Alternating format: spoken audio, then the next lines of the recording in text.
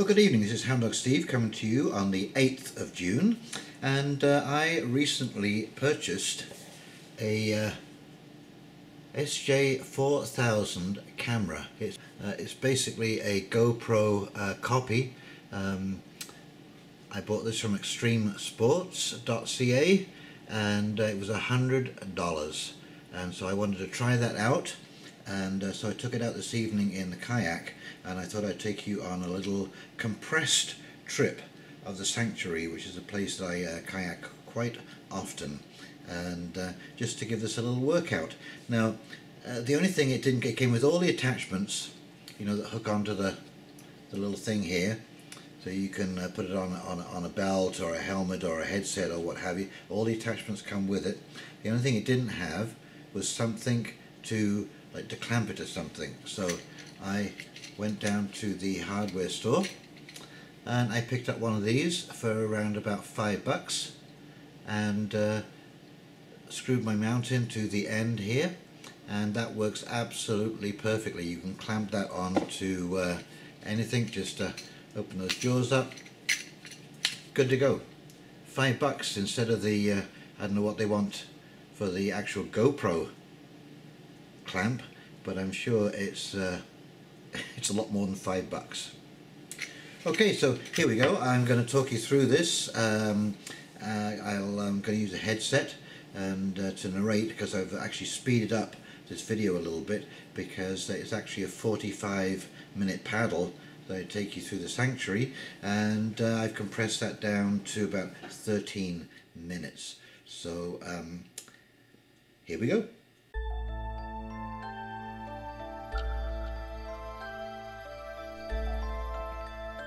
So here we are, kayaking in the sanctuary. It is around about 5 o'clock in the evening, and so the day has cooled off a little bit, but you can still feel a little lingering warmth from the water. Now, the sanctuary is possibly the largest contiguous wetland in south central Ontario. It runs down from Crystal Lake through a series of swamps and waterways into Bass Lake. Bass Lake then drains into the sanctuary, and then there is a dam at the lower end of the sanctuary which pours into Nogie's Creek, and that in turn enters Pigeon Lake. So the dams control the water level, and that is done by the MNR, the Ministry of Natural Resources.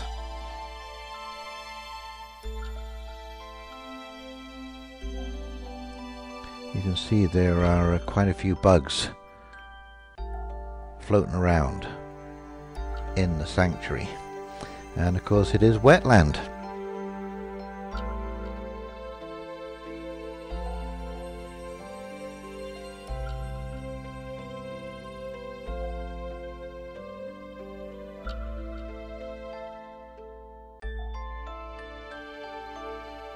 Yeah, here is an old beaver dam, probably a young male.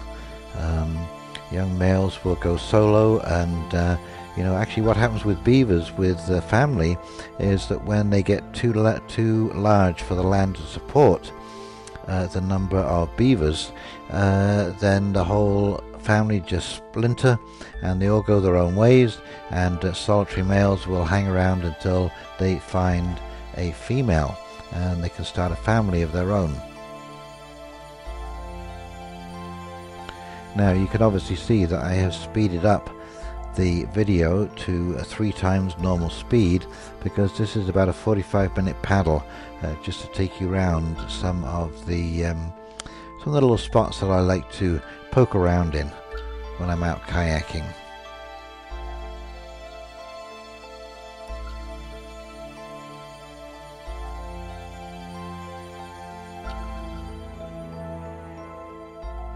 You know, I never tire of this landscape. It is just so beautiful. It's an endless sky, and I don't know whether it's because I'm from another country, but I can feel the immenseness of this country. It is just huge beyond belief.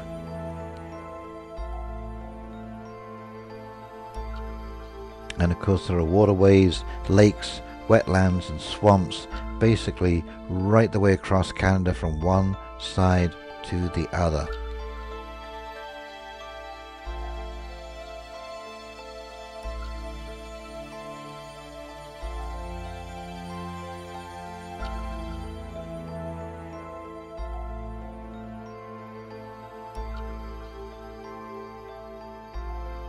I don't know if you see those little black flecks on the front of the kayak there, but those are black fly, and I believe they are male black fly, and they survive the entire season. The only time that they are feeding is during the breeding season, and that is the females, so she can get enough protein to lay her eggs.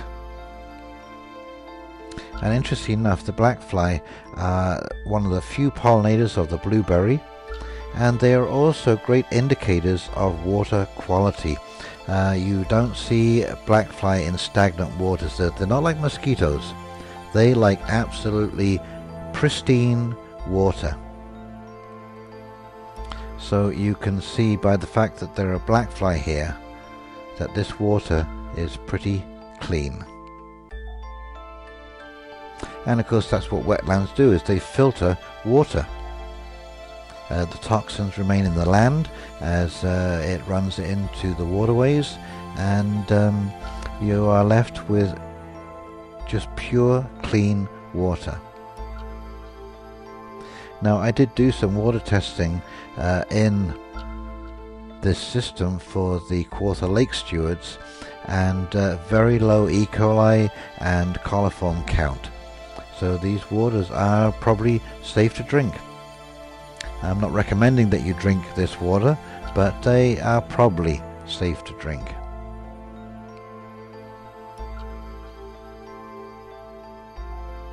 Now those things that you keep seeing whizzing in front of the lens are deer fly.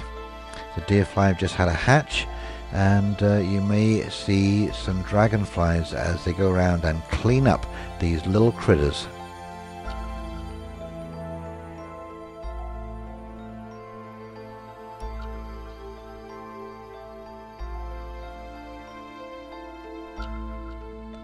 You can only imagine what the first settlers must have thought when they arrived in this land.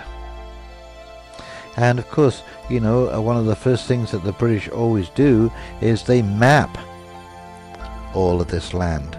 So they will have sent out teams of 3 to go and triangulate and map the entire country and take note of the resources, whether it be above land resources or mineral resources.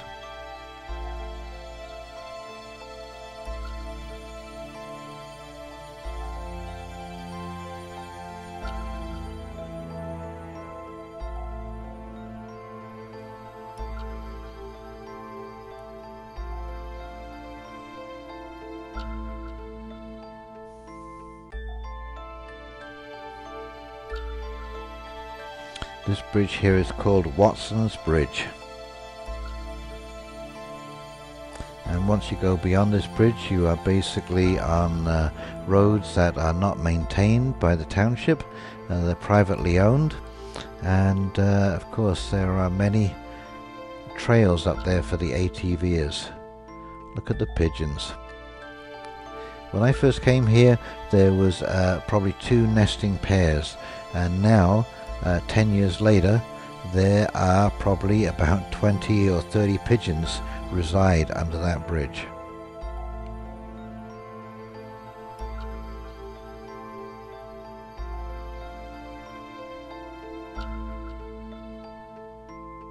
We've had a spring runoff, and so the water table has stabilized, and it is just beautiful paddling.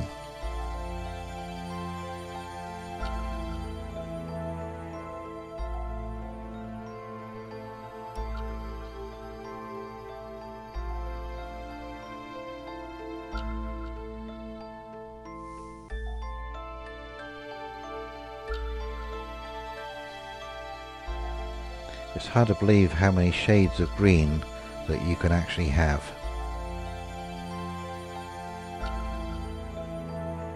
And how the sunlight changes the colour.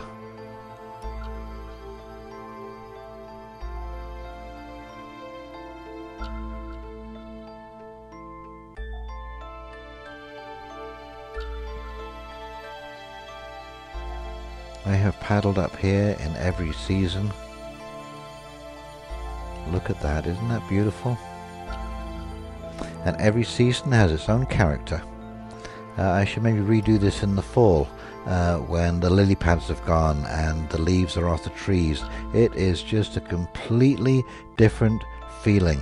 The whole tone turns to grey and whites and browns, and it's very stark.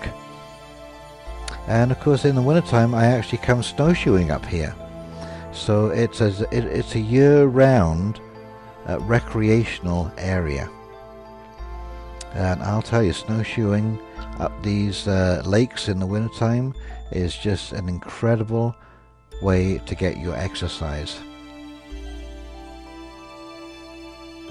Now I've seen all kinds of animals up here. I've seen moose in the swamps there, feeding away, otter, beaver, of course, lots of beaver, and muskrat, osprey, golden eagles. There's some golden eagles nesting up in this area now, snapping turtles, muskie. As I said, this used to be a fish breeding sanctuary, and the muskie in here, I wouldn't even be able to hazard a guess at the size of some of the muskie I have seen, muskellunge that is. Just absolutely staggering.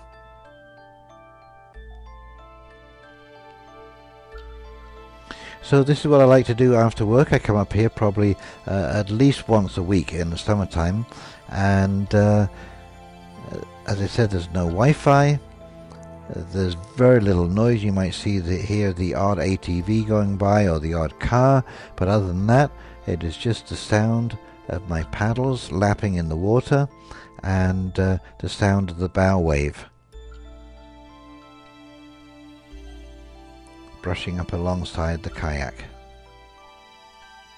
And of course on top of that there is bird song. Now the unfortunate thing with the GoPro is that because it's waterproofed, the mic isn't very good. So unless you actually hit the casing, which I have a couple of times, I had to edit that out. Yes, you don't see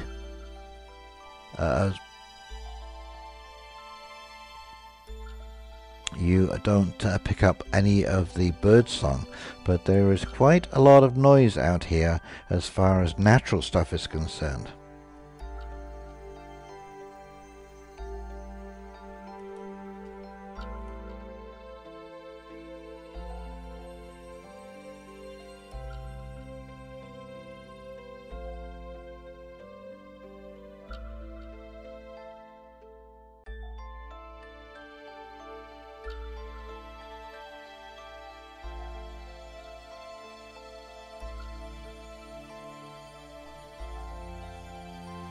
Now this is my favorite swimming hole here. I call this the Seven Sisters because there are about 7 springs that upwell on the floor of the rock here, and so it sort of goes warm, cold, warm, cold, warm, cold, and it's the most delicious feeling in the middle of summer to fall in this water and feel the texture of that temperature as you drift through them.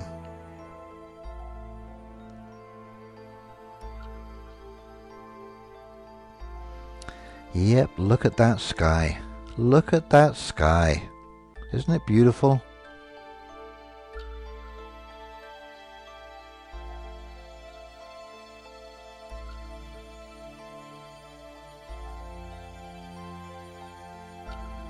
There you go, just do a roundabout there so you can get an idea of the size of the body of water.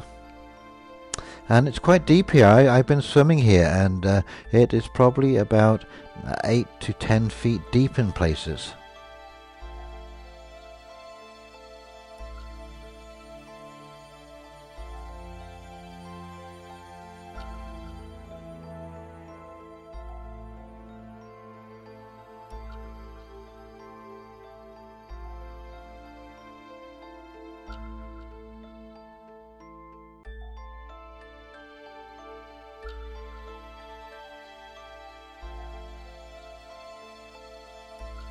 Anyway, that's about it. We're coming to the end of our tour, and so this is Hound Dog Steve signing off. I hope you enjoyed that.